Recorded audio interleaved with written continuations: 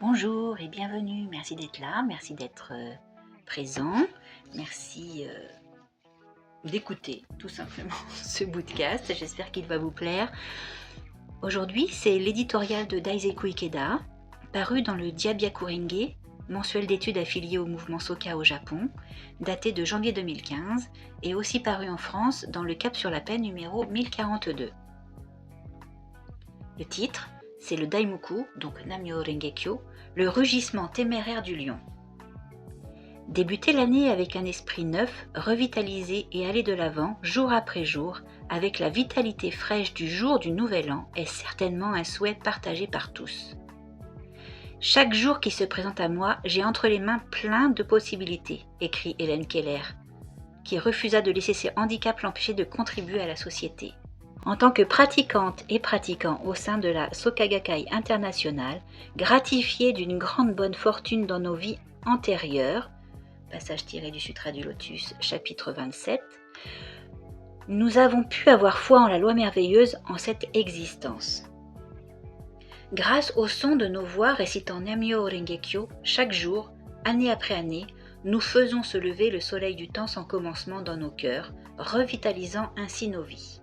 Nichiren écrit, dans la lettre intitulée Le Daimoku du Sutra du Lotus, Myo, de Myo-o, la loi merveilleuse, signifie revivre, c'est-à-dire revenir à la vie.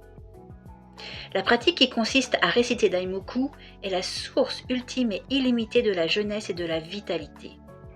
Le Daimoku que nous récitons en tant que bodhisattva sorti de la terre constitue une prière empreinte d'un serment et d'un engagement profond. Ce n'est pas une requête faible et plaintive en vue d'obtenir quelque chose. C'est un rugissement de lion qui vibre dans tout notre être, que l'on active en faisant individuellement un vœu, en nous donnant comme objectif de le réaliser et en alignant notre vie sur la loi fondamentale de l'univers. Il n'existe pas de force plus puissante ni plus sublime. Mon maître, le deuxième président de la Soka Gakkai, Josei Toda, a dit « Les prières de ceux qui formulent le même vœu que Nichiren et qui œuvrent à la vaste propagation de la loi merveilleuse se réaliseront à coup sûr. Priez avec la conviction inébranlable que vous parviendrez courageusement à vaincre les 3 obstacles et les 4 démons. » Il a également dit « Les prières d'une personne qui a une foi forte en la loi merveilleuse inspireront les autres à la suivre. Finalement, toutes ces personnes deviendront heureuses. » Voilà pourquoi nous devrions toujours donner la priorité à la récitation de Daimoku, quelle que soit la situation. Une personne qui récite des Daimoku puissants et constants ne connaît jamais d'impasse. Pour encourager une disciple, ici c'est Ota Saimon Nojo, qui luttait contre la maladie, Nichiren écrit, dans les Writing Nichiren Daishonin, le sutra appelé Sutra du Lotus est le bon remède pour les divers maux du corps et de l'esprit. Dans la même lettre, il offre à sa disciple 3 passages du Sutra du Lotus. Sa maladie disparaîtra et il ne connaîtra ni la vieillesse ni la mort. Tiré du chapitre 23 du Sutra du Lotus. Deuxième passage, ils jouissent de paix et de sécurité dans leur existence présente et de bonnes circonstances pour leur existence future. Sutra du Lotus, chapitre 5. Et le dernier passage, comme ont été éradiqués tous ceux qui t'ont fait du tort ou cherché querelle. Sutra du Lotus, chapitre 23. Nous pratiquons la loi merveilleuse en récitant Namyo Rengekyo et en enseignant aux autres à faire de même. Ainsi notre vie et celle de Nichiren ne font qu'une. Réciter de vibrants Daimoku nous permet de surmonter la souffrance de la maladie afin de mener une vie longue en bonne santé. Cela nous permet de transformer n'importe quel karma en mission et d'établir un bonheur sans limite qui durera éternellement. Montrons des preuves tangibles sous la forme de victoire totale en activant les forces protectrices de l'univers et en triomphant même des ennemis les plus puissants qui cherchent à entraver notre pratique.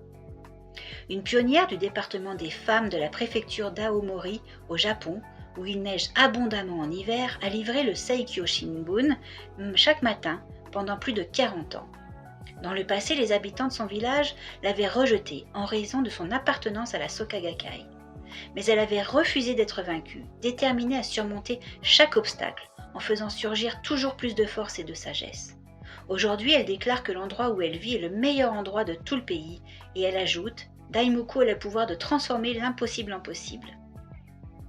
Quand vous priez pour le bonheur de quelqu'un, surgissent alors de votre propre nature de Bouddha les mots appropriés pour toucher sa nature de Bouddha. Ma plus grande joie dans la vie est de faire connaître cette pratique aux autres afin d'élargir notre cercle d'amitié. Nous sommes entrés dans une ère où le Daimoku des infiniment nobles et précieux pratiquants de la Soka Gakkai internationale, débordant de courage et d'espoir, pénètre toute la société, aussi bien à l'échelle locale que mondiale. En cette année de l'essor dynamique, tout en déployant des efforts pour réaliser notre vœu commun en tant que maître et disciple, remportons à nouveau victoire après victoire, en faisant retentir de puissants Daimoku, pareils au rugissement confiant d'un lion. Nous qui récitons Daimoku, à l'image du rugissement d'un lion, nous ne craignons rien et accumulons des bienfaits et des victoires pour l'éternité. Voilà, c'était l'éditorial de Daisaku Ikeda, paru en janvier 2015. Je vous remercie beaucoup pour l'écoute et je vous dis à très bientôt.